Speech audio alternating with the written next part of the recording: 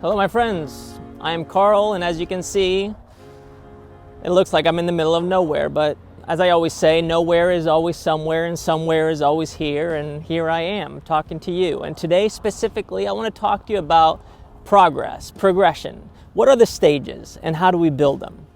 So when it comes to thinking about progress and developing progressions, for me, it has always been around developing progressions specifically for people to move in a certain way so they can achieve their fitness outcomes. And these fitness outcomes mostly being based on bodily performance, our physical performance. Now, I got to a point where I felt that I had done enough in terms of teaching people techniques, methods. In fact, you have a full library here on YouTube that you can go and revisit.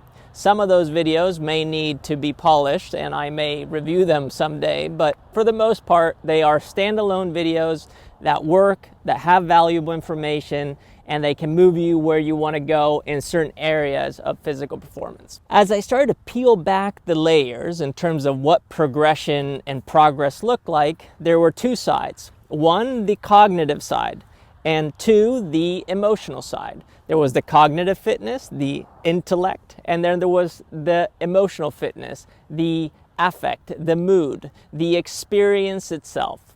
And although the cognitive side is interesting to me, the side of fitness that has to deal with our experience, how we are perceiving our reality, that's the one that excites me the most. And this is one of the reasons why we become sports fans. It's because we are witnessing in tandem with the players, the athletes, that which they are experiencing emotionally. In one move, in one play, we can live all of that which they have gone through, they have progressed through as athletes to arrive at that very moment, the moment where they cross the finish line, the moment where they win the Super Bowl, the moment when they stick the landing and win the Olympics. We get to experience that because we are connected emotionally. And this is the side that fires me up.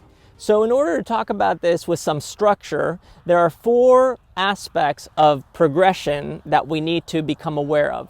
Number one, expression. Number two, experimentation. Number three, integration. And number four, transcendence. Expression, that is just doing that which gets you excited. It's moving towards that which brings you some kind of joy and you are curious about.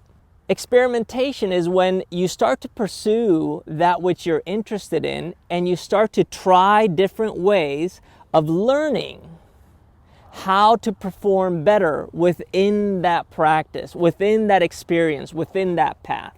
Integration is when you start to look back at that which you have experimented with and you start to integrate the lessons. You start to learn, you start to adapt, you start to grow. This is when you're starting to witness progress.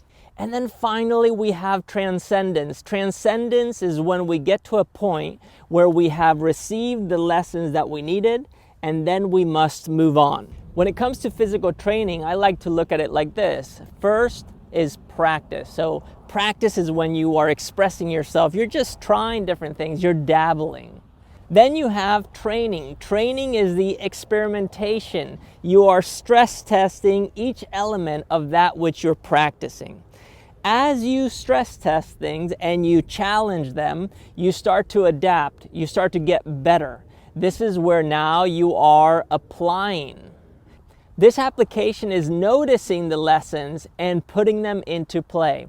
And then finally, as you continue to grow, you get to a point where you transcend your physical practice itself. For me, I started with gymnastics and then I transcended into action sports. And then when I got into action sports, I transcended into CrossFit. And then when I got through CrossFit, now I've transcended to a new realm of expression, which is purely focused for me on hand balancing, holding a handstand.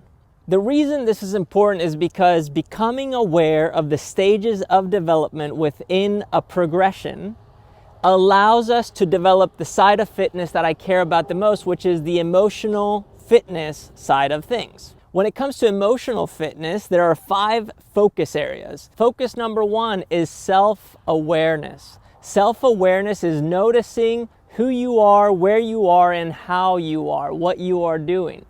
The second one is emotional control. And emotional control is realizing that we create emotions in our life to be able to see and perceive the world in a specific way that allows us to better regulate our bodies and ourselves. So emotional control is becoming aware, the first focus area, of the creation of these emotions and what they are telling us in this very moment. The third focus area is self-motivation or self-direction. This is becoming autonomous. It's taking full ownership of your practice.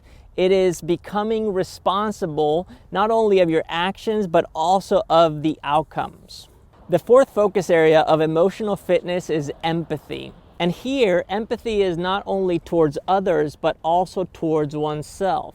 And empathy being the ability to witness an emotion without succumbing to it, without going on the roller coaster of the emotion. It's simply noticing, this is how I'm feeling, this is the mood that I'm in, this is my affect, and this is what it's telling me.